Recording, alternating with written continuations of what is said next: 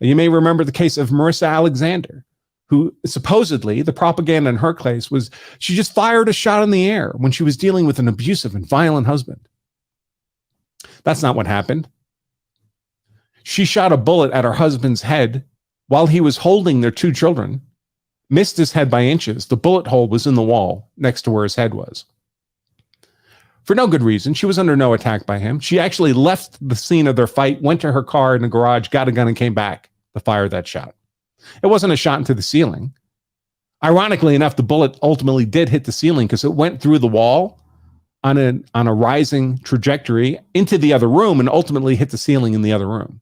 But that's not where she fired it. She fired it at this dude's head, and he's lucky he didn't get his brains blown out while he was holding his 2 children. His 2 children would testify in court that they thought they were going to die next. So Marissa Alexander was charged with 3 counts of aggravated assault with a deadly weapon and was looking at 60 years mandatory minimum in prison in Florida.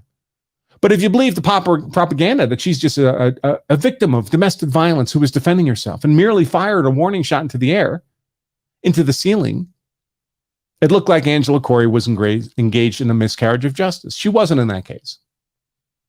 She also brought charges against a young black male, I believe he was 13 or 14 years old, of murder. Murder. How can you charge a 13 or 14-year-old with murder? Well, because he'd murdered somebody. That's why.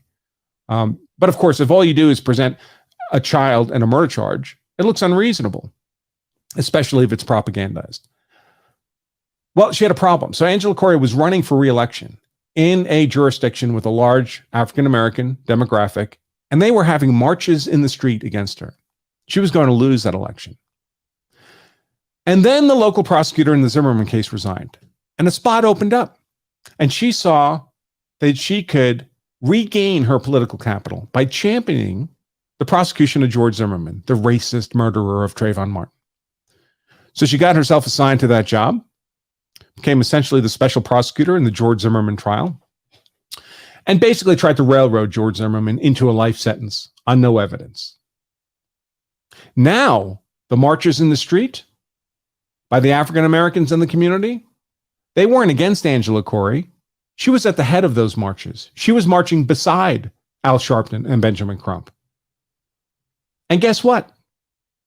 Angela Corey won re-election when she was almost certain to lose it because of the political capital she built off the wrongful prosecution of George Zimmerman. Now, of course, Zimmerman was acquitted. So people say, well, Angela Corey lost that trial. And I have to respond, well, it depends on what you mean by lost. If you mean, did she lose on the legal merits, the trial itself? Of course, Zimmerman was acquitted.